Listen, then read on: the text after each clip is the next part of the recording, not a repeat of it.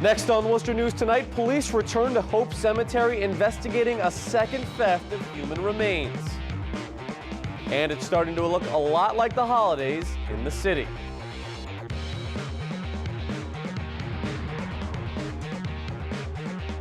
Good evening. Thanks for joining us. I'm Tim McCone. We've been keeping you updated on the bizarre story from Hope Cemetery where a mausoleum was broken into and the remains of 3 adults and 2 children were removed. Those remains have since been found and an arrest has been made. But now, Worcester police say a second mausoleum at the cemetery was broken into. 3 more skeletal remains are missing and their investigation is far from over.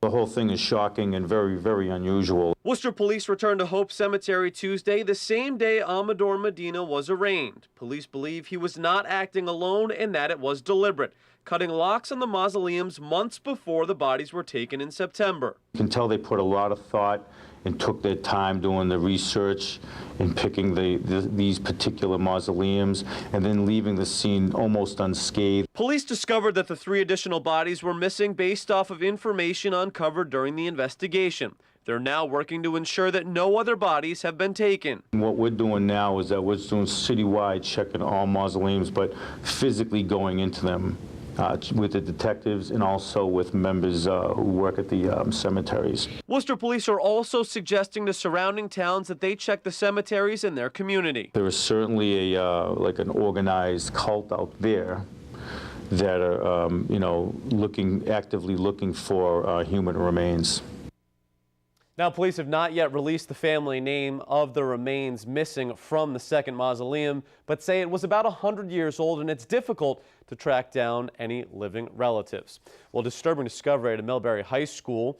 A letter from the school's principal says 2 students apparently made a hit list. The school says it worked with police and took appropriate action to ensure the safety of all the students. The superintendent also sent out a letter to parents. No word yet of any arrests. A 21-year-old Worcester man is being charged with carrying a dangerous weapon on school grounds after trying to enter Auburn High School today. It happened before 10:30 this morning. Auburn police say the school resource officer located the 21-year-old after he tried to gain access to the school. He searched the individual and found a razor knife on him. The man was taken to UMass Memorial in Worcester for further evaluation. Auburn police say all of the school's previously implemented safety plans worked exactly as they should have during the incident. Well, it was a big party at one Worcester elementary school today. The school and the district are celebrating its academic improvements. Our Patricia Nicholas visited Burncoat Prep today and has more. And teachers at Burncoat are celebrating today. After 3 years, the elementary school has moved from a level 4 to a level 3 school. We're certainly on the right path. We still have a lot of work ahead of us. We're excited about that. We're excited about working together. We're excited about the accomplishments so far, but this is a step in the right direction. The move means in part Burncoat Prep standardized test scores are improving. The school says they were able to accomplish the change through hard work, dedication, and a constant communication. Even though now we are no longer a level 4 school, it means that we continue the trajectory. We need to continue with the work that we're doing, so we continue to progress and close and by year. The achievement gap. So everything is very fluid here at the school, so we're constantly changing to meet the needs of the students. That's our #1 concern. Kathleen Shakarian is a second-grade teacher at Burncoat Prep. She says they had to take an honest look at what they were doing and what wasn't working. We really did work together. We tackled one problem at a time. We found a solution to it, and everyone just had to commit to making the changes. Everyone had to say, this is what we're going to do, and give 100%. Patricia Nicholas, Worcester News Tonight. Governor Baker announces more than $100 million in federal disaster relief money, and it'll go a long way to help paying the snow removal budgets from last winter. Worcester's already helped protect city jobs. Our Olivia Lemon has the story. A new administration got a very big dose of why we shouldn't be surprised when we get surprised in this particular line of work. Governor Charlie Baker makes light of the 9 feet of snow which fell in Massachusetts in just 30 days last winter. We all ended up spending an extraordinary amount of time and money digging ourselves out of what I think most people would agree was one of the most expensive and costliest weather-related disasters in Massachusetts history. Baker says $120 million in federal funding will be reimbursed to cities, towns, and state agencies. It's the most disaster relief money the state has ever received from FEMA. Worcester has already received $500,000. 10 feet of snow on the ground within a 1 month period of time.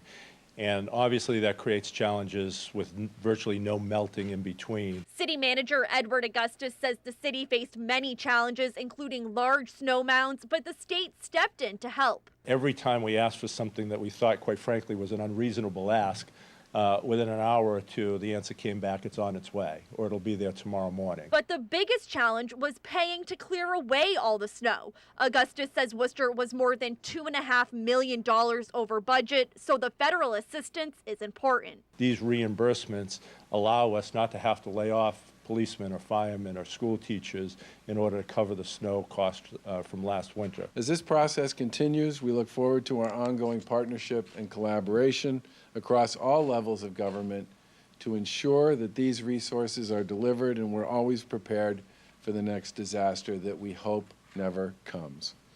Olivia Lemon, Worcester News Tonight. More than $24 million has already been paid out. The governor says he expects the rest of the money to be distributed by the end of February. Some encouraging news for people who fly in and out of the Worcester Airport. In a taping for this Sunday's CEO Corner on NECN, Massport's Thomas Glynn says JetBlue's service to Florida has served 20% more passengers than they expected. That's about 236,000 people. Because of the success, JetBlue is looking at expansion, and other newer air carriers are exploring the possibility of flying in and out of Worcester. December is a time when many organizations give back, and one Worcester college has come up with a clever way to help those in need. Our Andy Madison has the story. 'Tis the season for giving. At Veterans Inc., they're collecting coats. It's a time when we want to reflect and remember what our veterans did for our country, and there are items that they need, especially in the winter time. At Franklin Realty, they're collecting toys. We have put several boxes throughout our building, and we've invited all our tenants to participate in bringing in toys so that they can be distributed to local Worcester children in need. And you're going to make a $10 donation? Yeah. Toys are also being collected at Assumption College. I dropped off a Frozen Disney bowling set. Dropped off some children's sunglasses. And on campus, a toy donation also gets you a ticket out of trouble. For every toy collected, the police will also take a parking ticket off the student's record. It's a way of us, to give back to the community. It's Christmas. For students, it allows them to wipe away a parking citation, and for the police department, it's a chance for them to give to those in need during the holiday season. Very cool way to spin something that isn't normally a good thing into something that's definitely good for the community. Whatever the transgression, I got a ticket for not having a parking permit initially, and then I got one for parking in the wrong zone. a simple gesture of donating a toy can wipe your record clean, helping out students and helping those in need during the holiday season. Money's not that important, it's the toys for the kids. Giving toys and being rewarded for their donation. Andy Madison, Worcester News Tonight. Well, the giving spirit lasted into the night in the city. The first annual holiday tree lighting at the Front Street Courtyard took place this evening. It was put on by the Franklin Realty Advisors and Great Point Investors. The celebration featured a performance by Clark University's a cappella group, the Clark Bars. Those in attendance were also encouraged to bring an unwrapped toy for Toys for Tots. Seeing the community come together and donate toys is really just amazing. It's great to see that people coming together for something that really matters and giving children of Worcester all sorts of toys and making their whole entire holiday worth it. Lights could also be seen in Newton Square this evening. The large menorah is an annual tradition in the area. Tonight is the fourth night of Hanukkah in the Jewish faith. The menorah stands for light, wisdom, and divine inspiration. The Newton Square menorah was restored last year. Well, the holiday celebrations weren't the only ones going on in the city. A new restaurant at the DCU Center showing off their new space and some of their dishes tonight.